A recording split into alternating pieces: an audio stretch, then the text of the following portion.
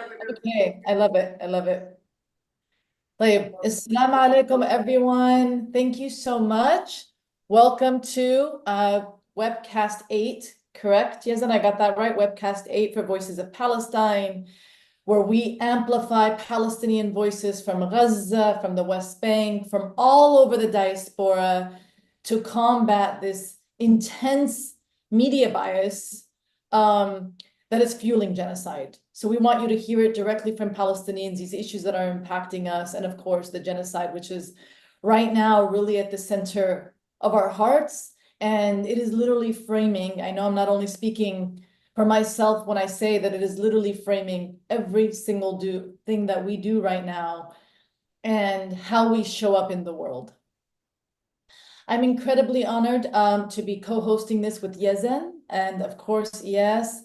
And our featured voice today is going to be Ashira Darwish. We're so honored to have her. She is, even before this, even before Iyas, I'm so grateful to him for connecting us with Ashida. When Where Olive Trees Weep came out, I was just so moved. I don't think I've seen, I can tell you everyone that as a Palestinian, I've seen a documentary that quite captures the humanity, the raw humanity of what we Palestinians have been experiencing for over 75 years. So she is the executive producer. For those who don't know, Ashida is the executive producer of Where Olive Trees Weep. She's a healer. She's a journalist. She's a human rights activist. She's an amazing mother. I mean, she is just so many things. And so without further ado, I am going to pass this on to Ashida so she can just tell us about herself. Ashida? Assalamu alaikum, everybody. I'm glad to be here. Shukran Fatina. Yes, Yazan. I hope we're going to have a fun conversation together. And it's always when Palestinians get together, we have like really good conversations. So this is Lyra, who's going to pop in and out of the background. So yeah, I'm all those things that you said. I'm half Egyptian, half Palestinian. My dad is Egyptian, and my mom is a Jerusalemite, min Bab Hutta. I grew up in Palestine. I studied in Ramallah and Jerusalem, but most of my life was in Ramallah in the Quaker School, friends, and then Birzeit University, and from there to Cyprus after I got into too much trouble during the Second Intifada. And I went back to Palestine after I finished, and it was a choice not to continue studying, but to come back because I felt that right around the 2006, there was so much going on that I needed to be there and I needed to cover what's going on.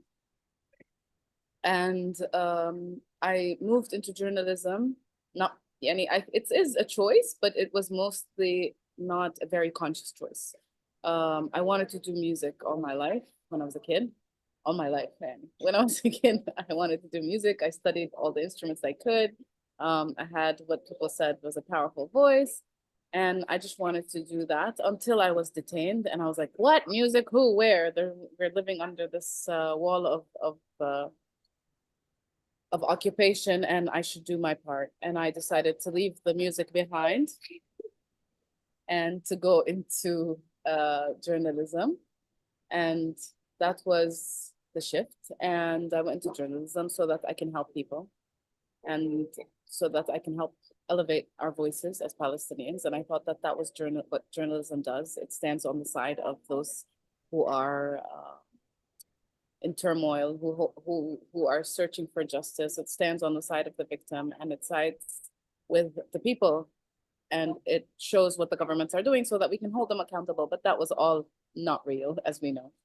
And then I moved from there to human rights because I thought, okay, maybe I can do more there. And then I hit another wall with human rights because it was the same as journalism. At the end of the day, there's the top realm of each organization. You have a bunch of Zionists, and not only Zionists, but sometimes you have the enablers and the protectors of Zionism, and pretty much indoctrined Western to protect and ensure that Israel continues to exist. And I also was injured on my journey, and it caused me paralysis. I was lynched in the village of Nabi Saleh, and that started me on a healing journey, physically and emotionally and mentally. And it was only that after years of doing my healing that I wanted to share the tools that I have with my people. And it was also with medicine, I hit a wall of Western medicine, which said you can't heal.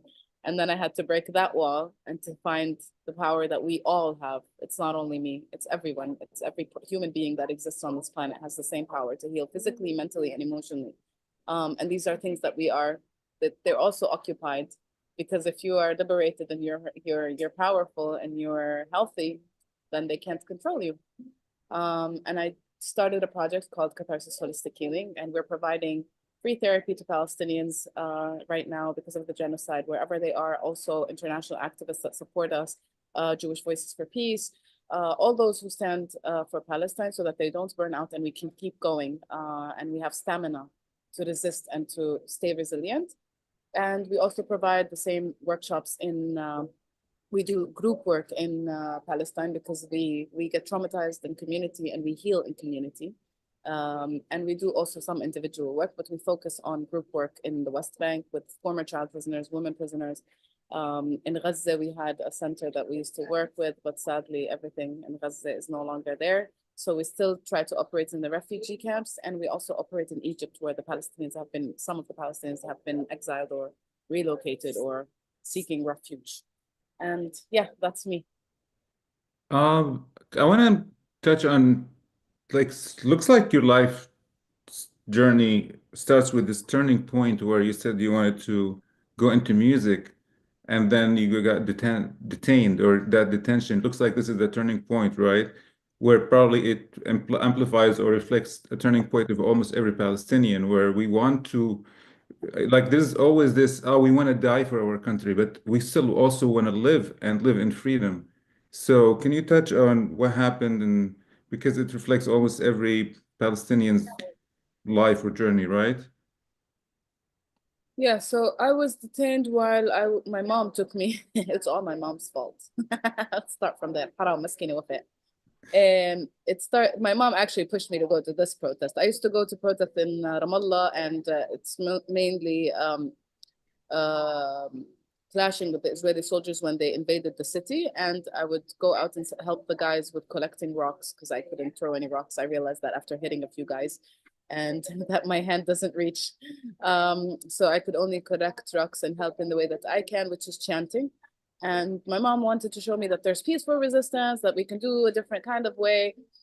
And I think it was her way of trying to secure me and to push me into something that she felt is safer. And we went to this protest to protest the closure of the Orient House, and it's the only representative office that was in Jerusalem for us Palestinians. Israelis shut it down in 2000 and it was 2001, I think, or 2002.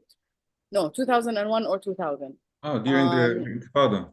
Yes, during the Intifada. And I went with them. I was like, okay, it's singing. At least I can sing. I was singing. I liked the idea. I was like, oh, this is not so bad. I can protest in the way that I like with my voice.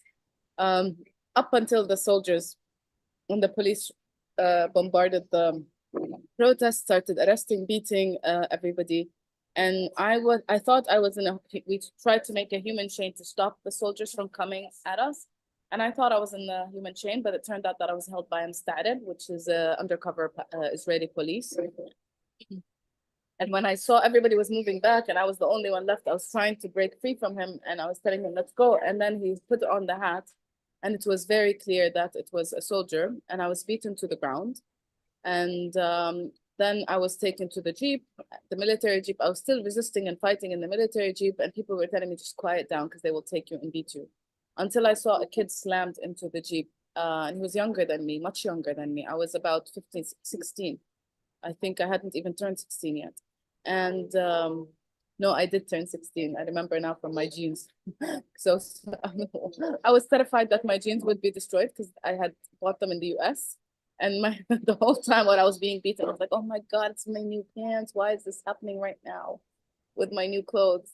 But yeah, so this child was being hammered into the Jeep right next to me. I could see his blood coming out. And that's when I froze and I was like, okay, they're doing this to this kid. I'm just going to be quiet. And we were taken to the Mascubia, to the hellhole. And I I was terrified from the place. And I saw them pull my sister and hit her to the ground when she tried to bring them my ID. And I saw that my mother wasn't being able to come to me. And in the Maskubiya itself, I was questioned, and I still was naive. I thought that police are better than soldiers. In that point, I didn't really understand it because, you learn about police that they're supposed to help you, and then there they are. But the first thing that the police officer did was I started to, like, as if I found safety, and I was like, listen, the soldiers, they came, they hit me, and when I said they hit me and this and that, he immediately slapped me, and I was like, nobody touched me, لا والله. ولا حدا. And I understood the game, and I was like, so what do you want me to say? He's like, what were you doing there? I was like, my mother took me. You want to go get my mother? اعترفت عليها. I sold her out in the first 5 seconds. And I was like, what do you want me to sign to get out? And he's like, sign these papers. It was all in Hebrew. I didn't know how to speak Hebrew. At that point, I knew some words from some songs that I hear on the radio because that's how I taught myself Hebrew eventually. But he said that nobody touched you, nobody hit you. I was like, nobody touched me, nobody hit me. I fell down on the way to the station, wallahi. And I signed basically that it was that I was taken to the protest organized by my mother, and that I had been participating illegally, and that I was pushing the soldiers. I signed to everything that they had made because I had bruises. So they needed to ensure that the bruises were from them. So like not from them. So I fell down to the way to the protest, basically. That's what I signed to. And they released me and they gave me like what they call an order that I'm not allowed to come into the area of Jerusalem, which I live in. So I was like, Habibi, stuck also in the house is worse than anything else. And this is a policy that they use, and it makes the parents our jailers. I was also under house arrest my second detention, and I was like, this is much worse. I want to be in the detention because at least I can be angry at the jailer rather than my mother. Yeah, and I went out and I was like, bala music, bala habal. We're living in a hellhole. I have to do something. I have to do something now to stop it. And I thought my mom had been telling me also that, like, music doesn't feed you bread. All the parents tell us you need to go to university. I was like, yeah, a doctor or an engineer. Yeah. هلا أنا ما كان مستحيل الدكتور يعني. Let's be honest, I wasn't like an A student. I hardly made it يعني with a lot of pushing. I had ADHD and dyslexia.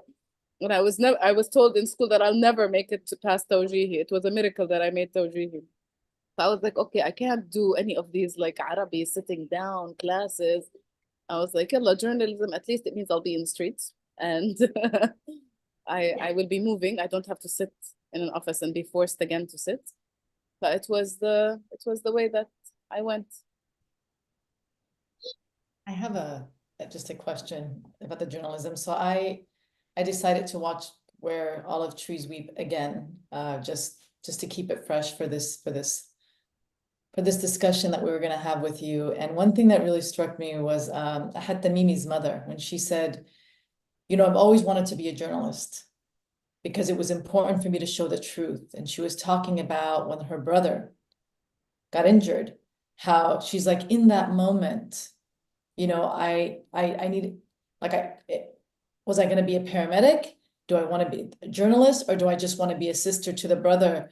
And how, so she did videotape what had happened. She had a camera and she went in and she was videotaping it. I mean, there's like incredibly emotional moment in your documentary when she was like, after that moment, I decided that I wasn't going to be a journalist because I didn't hug my brother, because through being a journalist, I was unable to hug my brother. And it really resonated with me when we look at the genocide that's happening right now.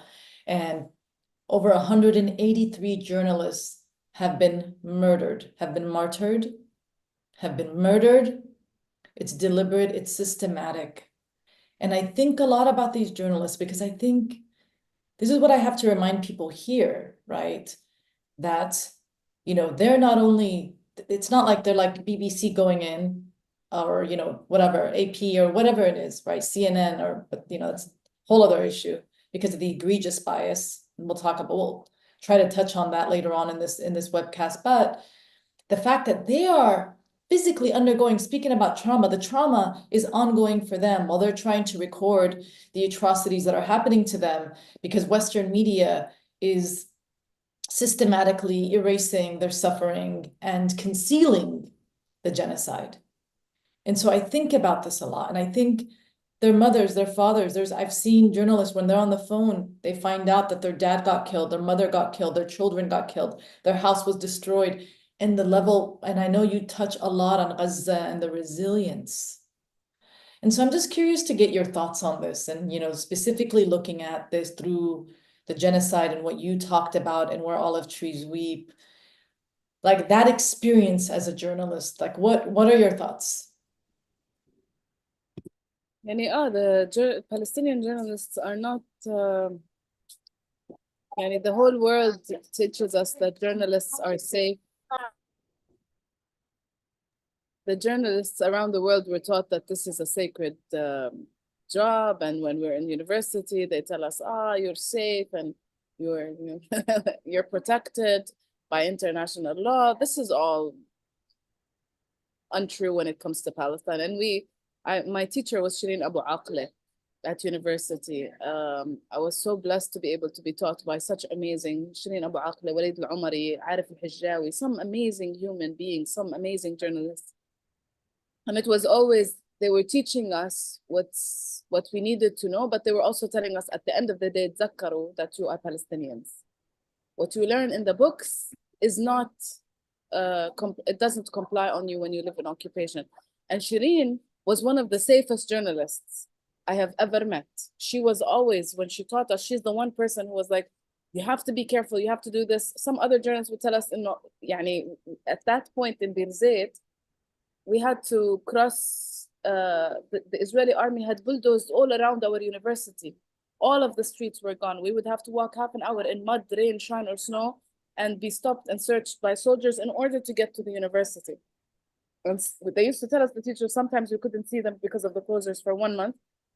Report on what is in your area. Report on what is in your neighborhood. And Shireen was like, don't go into places with checkpoints. Don't go to this. They don't respect the camera. They don't respect this. You need to have a blue armor. You need to have, subhanallah, the most careful journalist gets sniped in the middle of a refugee camp while she's reporting with all of her insignia, with everything.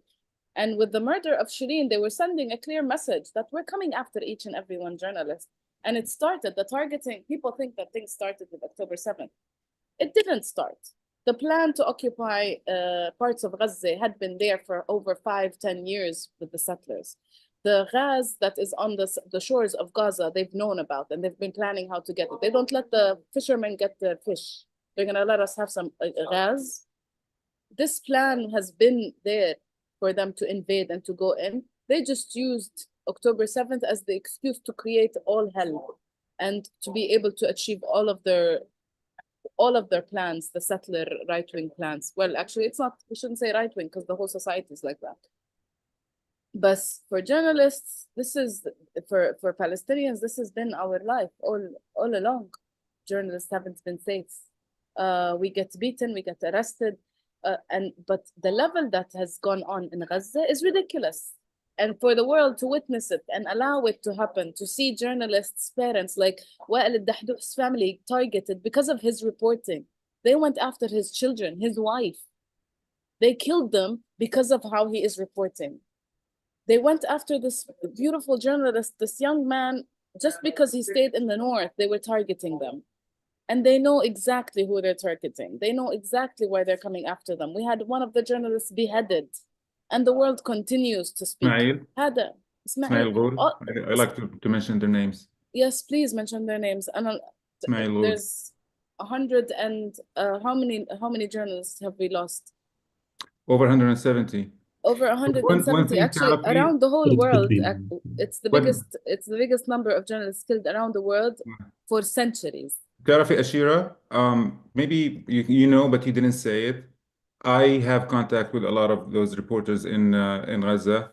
And when you said they kill their families, actually they start by threatening them way before. Yep. Like, hey, you know what's going to happen to your family if you don't stop? And I know that for just talking to them in person. I know that. So they Yes. kind of the They thing where they use the pressure on civilians as a weapon.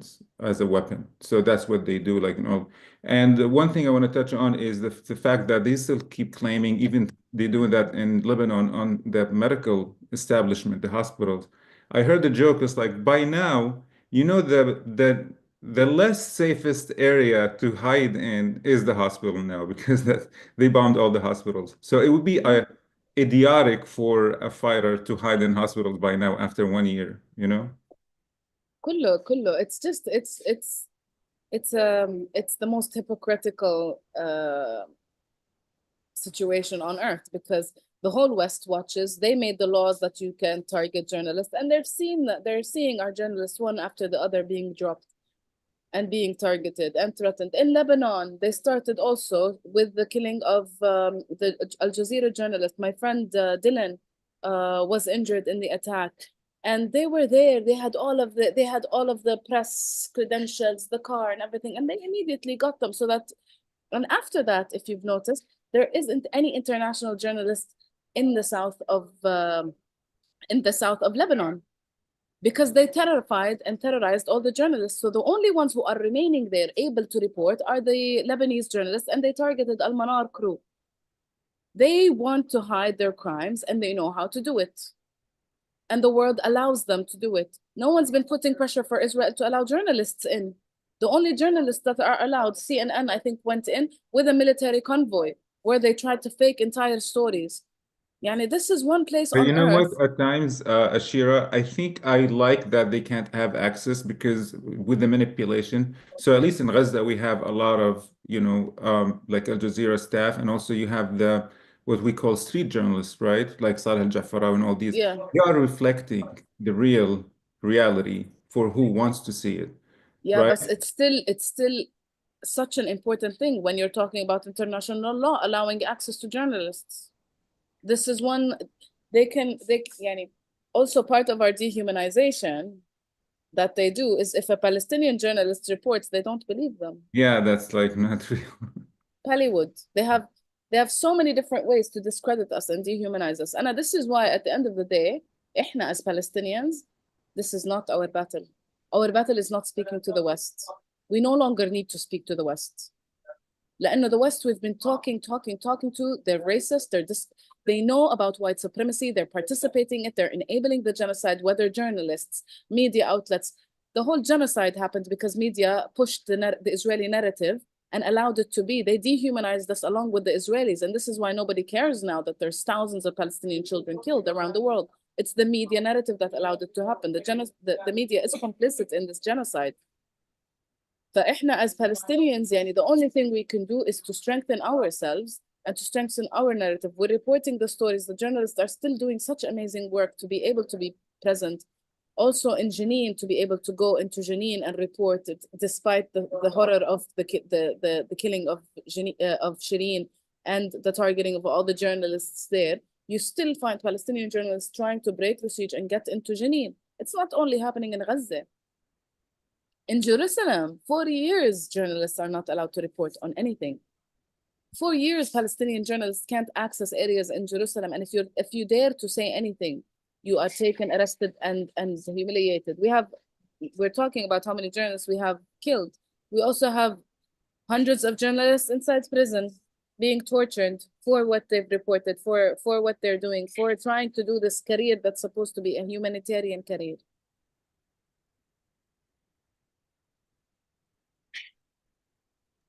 I say this a lot, you know, Ashida, there's nothing quite like the Palestinian issue in the world. There's nothing like it. Like when I look at the systemic repression, I mean, what you said struck me right now, because you're right. In any other war we've seen, journalists have been allowed. The fact that Israel can continue their horrific genocidal onslaught, and those who know me, I say this a lot, so horror is too small a word to describe what they're doing. There's no words. Every day I wake up and, you know, speaking about trauma and cells, I feel the pain in every cell of my body. I'm not kidding. I wake up in pain every single day. I'm in pain because I cannot believe half the things that I'm seeing. There's just so much that is going on. And and this is why, I am a part of, I co-founded a collective called Unmute Humanity. And the reason why, and our entire mission is combating this Western media bias and really trying to get the truth out there. Because when I was speaking to Palestinians in Gaza, even, my family is from the West Bank, Palestinians in the diaspora, what made it so much more painful is that we know what's going on, and yet you see the Western framing, which makes it that much more difficult. In terms of your documentary, I love the title. I just want you to know that I feel it. I wanna cry every time I see it. I'm looking at your background where olive trees weep, because like I want to weep when I think about even all the stories that I've experienced being, going back to Palestine, and seeing what our family has went through, and just Palestinians in general. What was the inspiration? The name, and then why did you feel compelled to do this documentary? And I just want to add one more thing, that it's interesting for me to watch it now with the genocide, because I know you recorded this, I think from May to June 2022, from what I looked into. It's odd to sort of look at it now through the lens of the genocide, because it's like the horrors, that was like already catastrophically bad to me, like what you were describing, what I know is happening, but to see the catastrophe that has unfolded, and there's no end in sight, it's continuing to unfold, and it's expanded into Lebanon. What are your thoughts? Like, Ashida, I'm just curious, like, what was the inspiration? How, like, if you were to do this now with the genocide, what would be different? What would you include? Curious to Okay, get. so I have to give credit. This is all the work of Zaya and Maurizio Ben Azo. It's for me, when they arrived to Palestine, I was working on the trauma conference, and I invited Gabor to come and participate so that we can work on unlocking and supporting the Palestinian female prisoners and former child prisoners. And that was my goal. That was my aim, to be able to allow this unbelievably powerful man to have access to these women one-on-one, without media, without any coverage. We didn't announce his arrival. People thought that there was an online conference that they were signing up to, and they didn't know it was going to happen inside Jericho. And he contacted me and he said, the filmmakers who did The Wisdom of Trauma want to come along. And I was like, I'm not sure I feel that we need to have any cameras around us. I think we need, I'm already disillusioned with media. And he's like, these are different guys. Try it. Just talk to them. And I spoke to Zaya and Maurizio, and it was immediate. Zaya, it has hunger for knowledge, and she is, and I, like the fear that I had for her, because she feels everything, was that Palestine will, oh, thank you, Mom. Palestine will traumatize her, because she feels. And I told them, okay, you have to respect our space. She's like, we would respect everything that you need. We would be like flies on the wall. Of course they weren't, because they came in with like amazing camera crews and stuff, and we're like, you can't be no flies on the wall. But they respected our space. They respected our like private healing sessions and everything, and you don't see it in the film. And immediately when I saw Zaya, it was like, I feel trust, and I know that they will do a service. And the idea was that it's going to be a short clip within a full documentary about intergenerational trauma and colonization. It wasn't going to be a film about Palestine. And when they left Palestine, I think Palestine didn't leave them at all. They stayed connected to the woman. They stayed connected to the stories they heard. They wanted to know all the time what was happening with all of us, what was happening.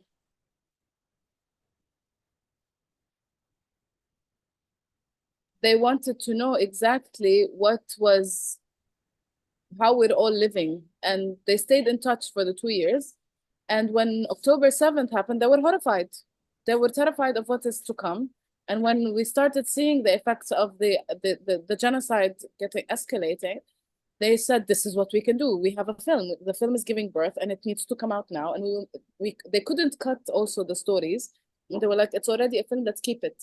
And I was a bit skeptical also about it, but I was like, maybe this is what I can do, because I was pregnant with my child, 8 months almost, and I didn't know how I can participate and support, other than, of course, the healing work and working with the people from Gaza who are stuck in the West Bank. But I felt that I can still do more, and I thought maybe this film can do more. And I told them, yes, let's go, let's do it. And they put everything together. They created it as you see it, and they created 21 days around the release of the film, so that we have 21 conversations, from Ilan Pape to Gabor to Viv to Mus'ab Abu Toha, doctors who were in Gaza. It's digging into everything that has to do with the Palestinian narrative, and they opened it up for people so that they can have access and see the reality of Palestine from all of the angles, and to speak to all of the people who have anything to do with what is going on. And yeah, that's how the film came about. And we filmed everything before. As you said, we filmed in 2022, so we don't have this genocide, and the only images we use are images that they saw with their own eyes. And the images that you see from Gaza are from my workshops in Gaza, to ensure that everything is as accurate as possible, and all the stories are there from women telling them in their houses, in their locations. And I don't know if أنا personally, I would say I'm very I don't know what the word to say, خايب أملي كيف بتسموه. Just disappointed, I believe. Yeah, I'm disappointed with anything that has to do with the West and the media. So if it was up to me right now, I wouldn't show them anything. I probably wouldn't create anything to show, because what more do you want than a live genocide? What more than mothers scraping babies, pieces and bits and pieces of babies off walls? What more do they want than watching people being burned alive? I don't think there's anything we can do. It's disgusting. Why do we need to sit and still talk to the white man, to the Western countries, about what's happening to us? They're dropping the bombs. Ashira, the thing is, this is a multi-front war. So you have the American coverage on the United Nations and the diplomatically, and the media has its. I don't like the word complicit. I like the word that it's one of the front on the war, one of the fronts. It's Collaborators. Yes, it's actually a direct partner. I'm with you. the genocide. Yeah.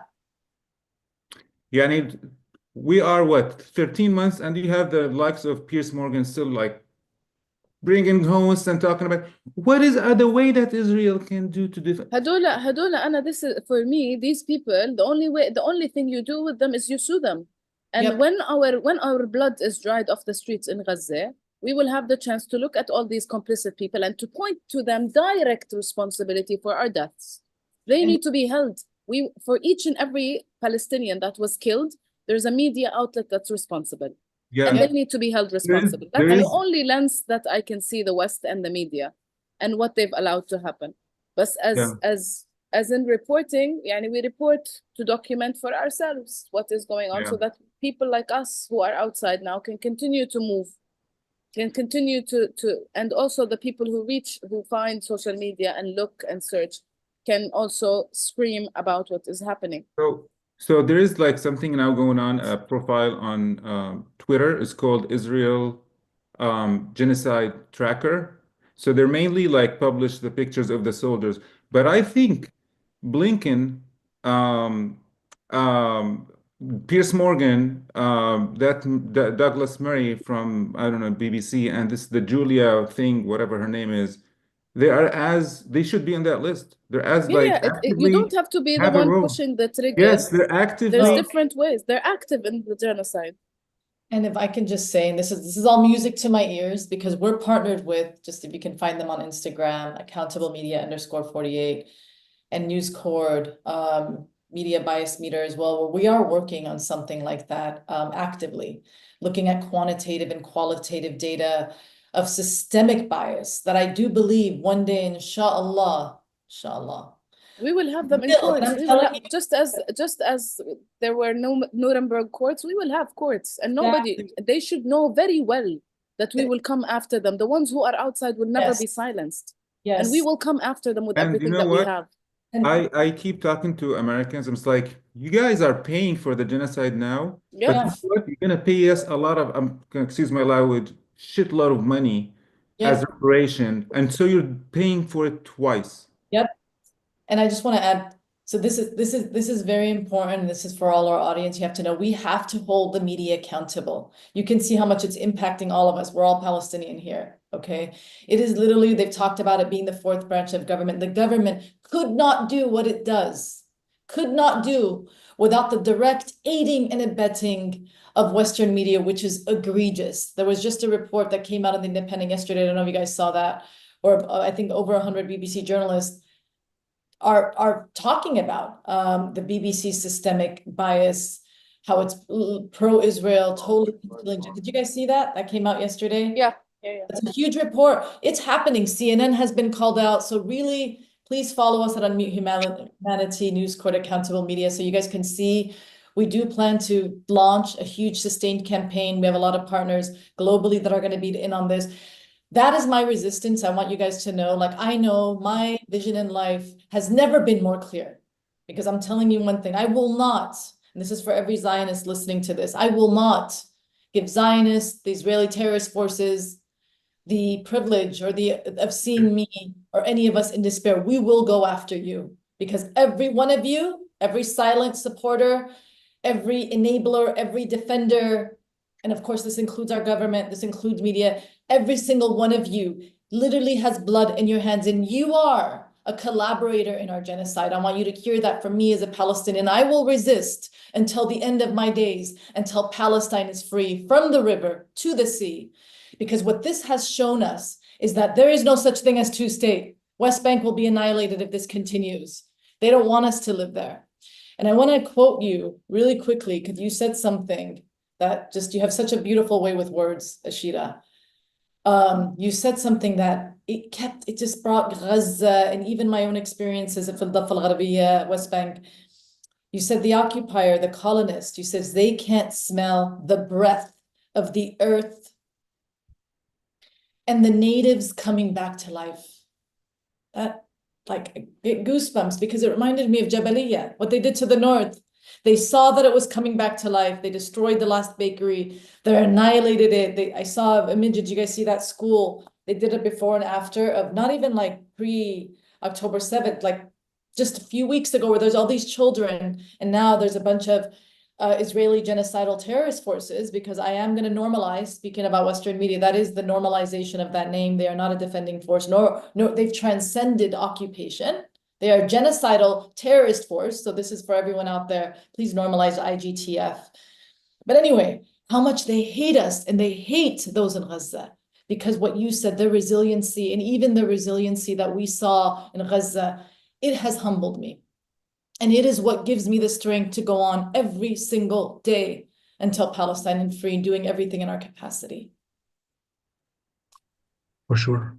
And Fatina, one last thing in addition to this, because one of the points where Dr. Mate Gabor also talked about, like in one of his speeches, he also said, like, Gaza occupies my heart, which is something coming from a Holocaust survivor is more proof than everything that we need.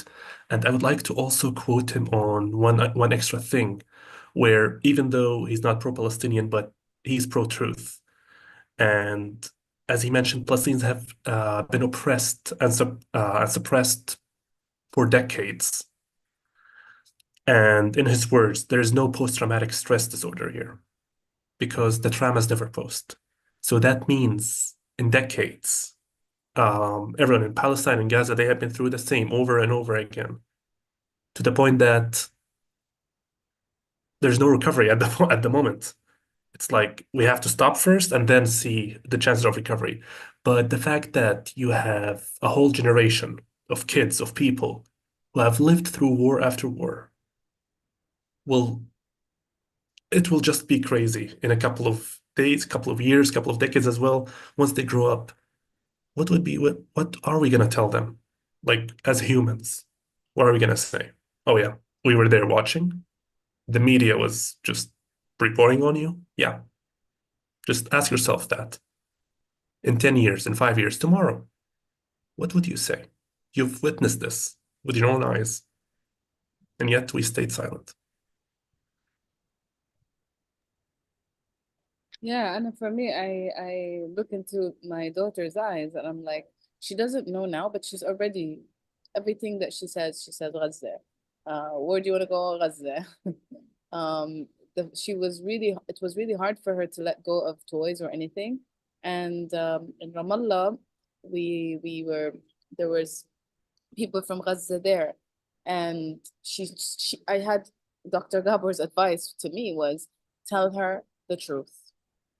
She's gonna feel it in your body. She's gonna feel what's going on. She's gonna feel the tension. She's gonna see that something has changed. So don't lie. Just tell her the truth, and at least explain to her. So I was very honest with her. I was like, Mama, something huge is happening. And the Israelis are doing this. We call them the monsters, because these are the monsters of real life. There's no monster hiding in a closet. There's a monster hiding behind a tank. And she basically decided to, when she found out that there's people starving, she would take a cart in our house and fill up all the food and tell me, Yalla, let's go to Gaza to feed the people. And how would I sit and explain to a 3-year-old that we can't go to Gaza and that this is how they're starving them, and having to have this discussion? For me, every day that I wake up, I want to be sure that I'm doing something for Gaza, and I want to be making sure that I'm still vocal. And even there's no such thing as burnout. If we're doing the right thing, that we can't burn out. And so that when she grows up, she's not going to look at me and tell me, how did you let this happen? Because she's going to grow up and she's going to see the pictures, and she's going to come back to me and tell me, Mama, you protected me from the images when I was young, but now I'm old and I can see them. This was happening when I was a baby. What did you do? And then I will be like, okay, Habibti, I tried.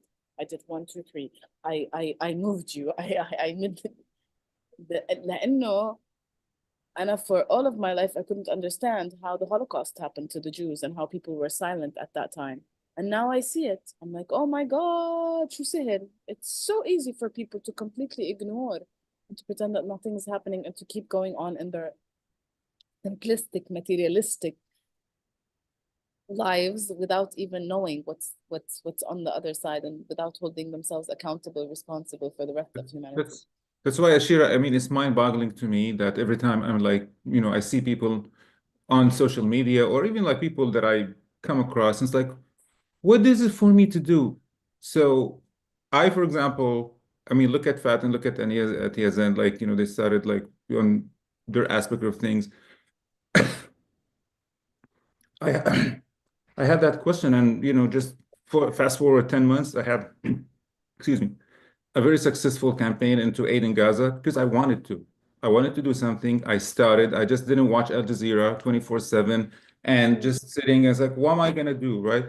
Everyone and anyone can do something. Do something. You can come up on a Sunday morning, print flyers, go walk around and talk to people. You can walk around and talk to people about the documentary that you have that they can watch, or talk about our project, or talk about there's much you can do. You just get yourself connected to a group of people. If you new to this, you don't know what to do, and then they will lead you. They will, I mean, just plan on doing something.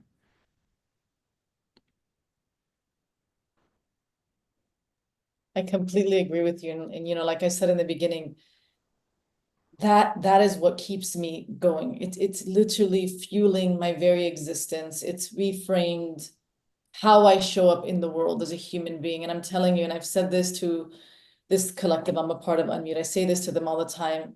They are at the center of my heart. Every martyr, every person who suffered. I think of Muhammad Abhar. I think of, there's so many stories, there's so many names, you guys, there's so many images I have in my head. And let me tell you something, not one of those lives I take for granted.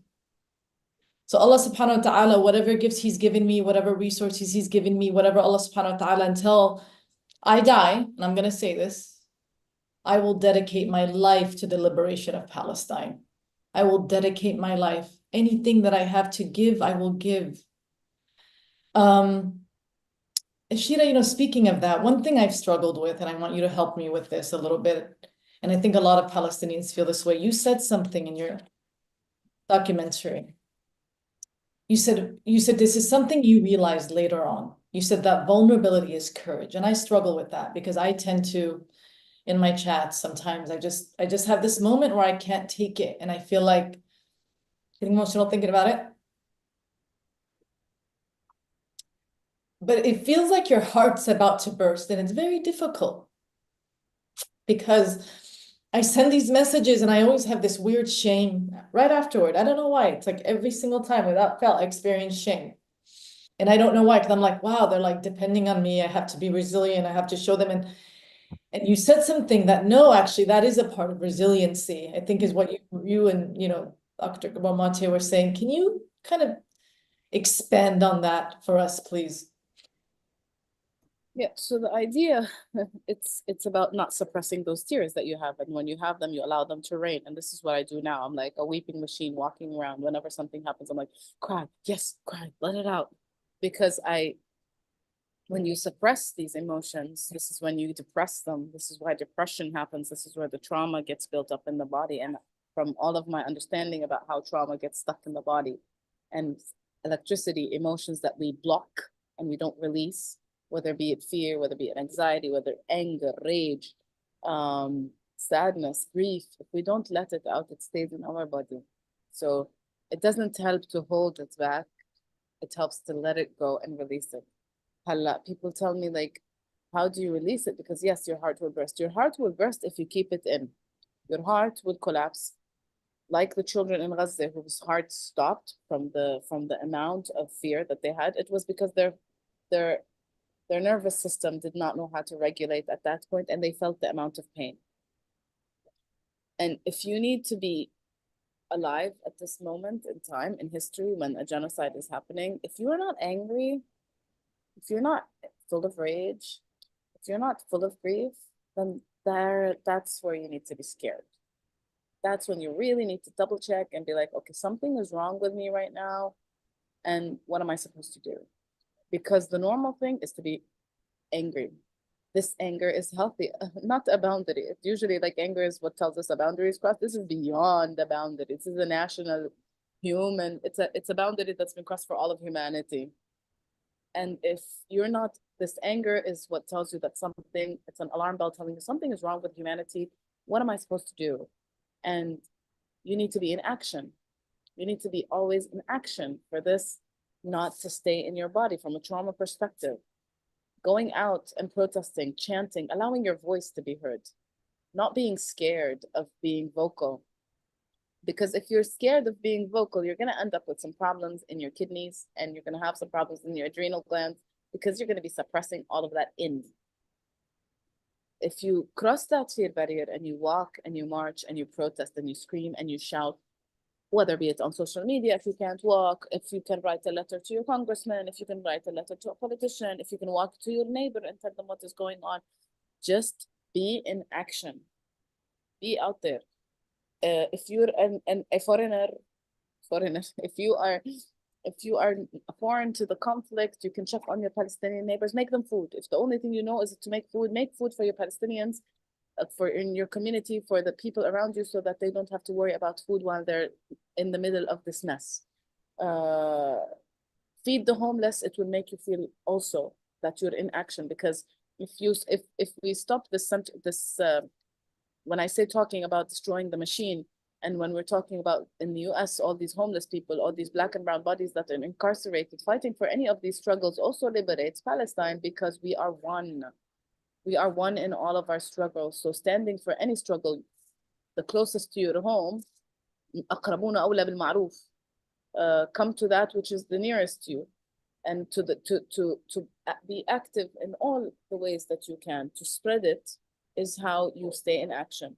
And being open with your vulnerability when people ask you, how are you feeling? To break down and allow yourself to break down, because if you're not, then something is wrong. And our problem is we try to be very solid, and we tell mothers of martyrs, don't cry. And we should allow the tears to come. Rabbna subhanahu wa ta'ala gave us one of the greatest gifts, the way that the lungs heal is through tears. This is how we process our fear and our grief. And if we bottle it in, it will stay in, and it will be held in our bodies. And vulnerability is also truth, right? If we try to be solid, or not solid, but like pretend to be superhuman and supernatural, you're also putting a mask on, and putting mask gets to your heart. It affects your heart's truth. So being sadiq, being honest, being real with who you are and your emotions is not hiding them. The world is already putting so many masks on that we don't need to put any more masks. This is the job of the world, the material world that we live in, which is you put a mask on and you go to the office and pretend that everything is okay. So that the white man can give you a few dollars and you can pay the mortgage and stay in the rat race of buying material. You know, Ashira, like one thing I also think people could have done is if you know a Palestinian, call them. You know what? I haven't got a call. That's why I'm starting to do it now with my Lebanese friends when it started. There are things it's not gonna even cost you anything, but it does tell that how not irresponsible, how you don't really care. I mean, if you cared so Yeah. much, you would just pick up the phone. These guys have been hurting for 13 months. They have families. Just pick up the phone and call them, text Yeah. them. Do you need There are help? Do you things need that to go are for a walk? like Do you need to cry? Do you need a to lot of wanna people come? keep saying, "Oh, there's nothing. What am I gonna do?" Maybe that Palestinian friend will tell you what to do if you Yeah. made that call. Yeah, that's true. أنا كمان بيحكوا لي العرب شو بدنا نسوي العرب إحنا ببلادنا ماكلين هوا and we're destroyed and our governments and other and it's like يا لهوي علينا يعني I tell them and I tell them with so much anger because I have the anger, right? It's like the anger على الوest is one thing, but to our brothers and sisters and to my Egyptian blood that runs in my veins, that I feel so much shame right now from being an Egyptian because of what is going on. Yeah. It's if they're not expressing their truth now, oh my God, what's going to happen in your bodies?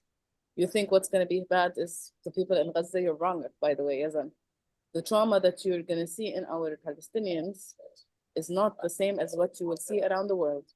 Yes. I've looked and worked with so many Palestinian children, so many people who have experienced trauma. We have community. We have something that they don't have. We have the solid.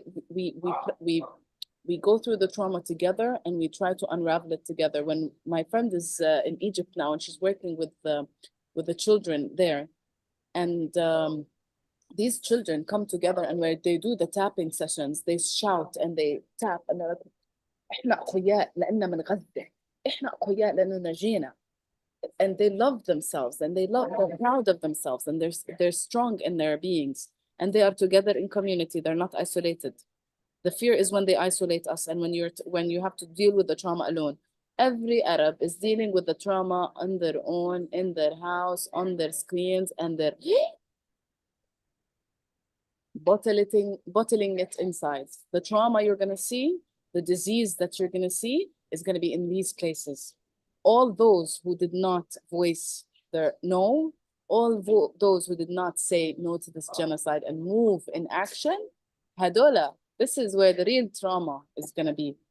إحنا as Palestinians, we're moving, we're action, we're speaking, we're shouting, we're trying, we're doing everything that we can. Our bodies are in motion. It does not hold it. We're not suppressing it. خاف على اللي قاعد في البيت. The West Bank is going to be far worse. The Palestinians of 48, we have to be very careful on how we can help them, how we can support them, because they're not allowed to open their mouths. They're not allowed to say a word. They're not allowed to say anything. They're not allowed to breathe about what is going on. They will hold it in their bodies, and we have to care for them. Yeah. Yeah, absolutely. You know, it's my mom, like I think a lot about my parents and they'll say things to me like, you know what, it's okay. It's okay. That's what they say. Like, even if they martyr over 1 million of us, we're going to be back. You know, that's what they say. And that resilience, right? That this notion that at least like as Palestinians, we know we're in the right. And, you know, and going back to what you're saying about, I'm not going to mention any countries for sensitivity, but does everyone see my t-shirt here? Just want everybody to see this. My great dear friend Velida gave this to me. Bosnian friend, you know. Yes, كلنا we need. I only, you know, here when I'm in the US, I only Yeah. buy from Yemeni or Lebanese stores. Oh, I'm like all the way Yemen. So everybody needs a friend like Yemen. What I'm talking about, because you know who's not going to be there going hella trauma? Excuse my language, everyone, but really deep trauma. The Yemenis. That's all I got. Because And they also have their dance, and they also have their song, and they also have their faith. They have such beauty in Yemen that so will.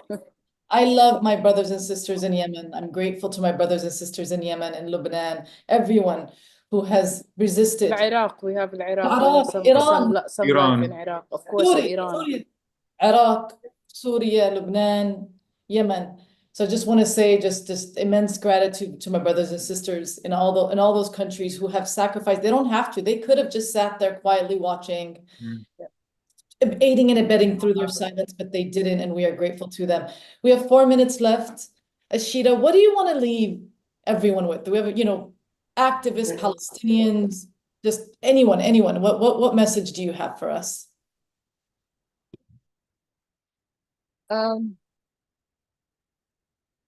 You're mute. You muted yourself. Ashira. Yeah. I think Sorry. My message would be just to hold on, because it's horrific what is going on, and no one should experience it. But we're still there. We're still standing, and just have faith. Have faith that we will be liberated. Visualization and the dream is what they want to burn and kill in us every time they try to kill somebody in Gaza. They want us to lose that hope. They want us to lose that hope and lose that sight. So keep it very close to your heart. Every night before you sleep, I tell people, imagine, visualize how Gaza would look like in a few years after liberation. Imagine the place where Hind was killed, the memorial we will have for her, the millions of thousands of people who are going to come to Gaza to watch and witness and stand together every year to commemorate what is happening. Those we've lost will forever be the stones that Palestine is built on. So just dream every night that you can dream of a liberated Palestine. Dream about it, see it, smell it. Teach your children about it, because it's coming, and we're the ones who are making it. And our brothers and sisters in Gaza with their sumud, we will heal the wounds together. And we will learn how to rebuild despite everything that they have done. Our trees will grow, our olives will grow, our yasmin will grow, our spring would be as the most beautiful spring on earth. And our friends and brothers and sisters from Yemen, Lebanon, Iran, all of those who fight with us will have a home. In my home in Jerusalem, at least, I will give them. You will be with us to celebrate freedom. Inshallah. You know, and I want to say something that is very beautiful. Thank you. Inshallah. Ameen. You know, there's, you know, another friend said to me one day, she's like, well, what are you going to do if in your lifetime you don't see Palestine free? And I said, that's okay. Because if I contributed, if I died before the liberation of Palestine, to me, all that matters. I'm not thinking about myself. I'm thinking about 100 years from now, right?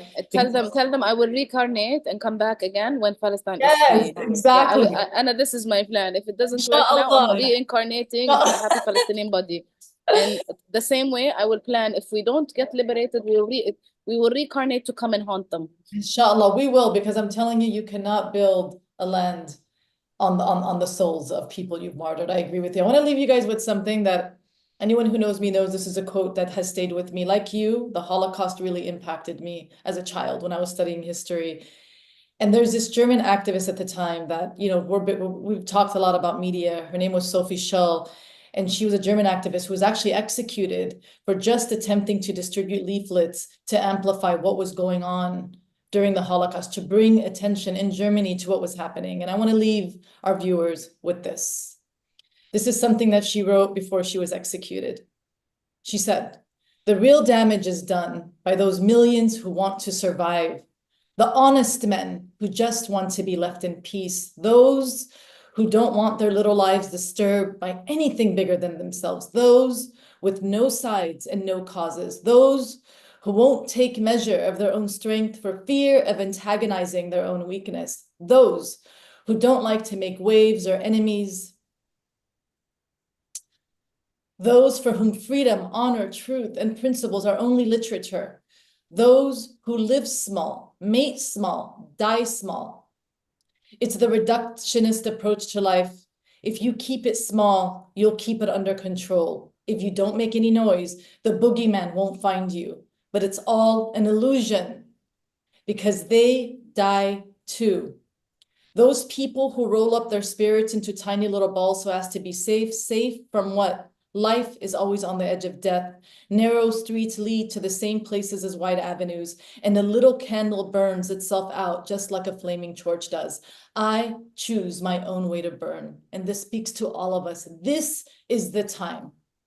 This is the time. If you're not saying anything now, if you're still silent, this is the time to say something, to do something, to act, because we're all gonna die. Just remember this, and my way of choosing to burn is really for this, inshallah, liberated Palestine for our future generations. So thank you all. What's his name? What's your baby's name? Ashida? Shu ismo? Thank you. Thank you. Shu ismo? Yassine. Yassine. The little guy. Yassine. Yasin, Yeah. mashallah.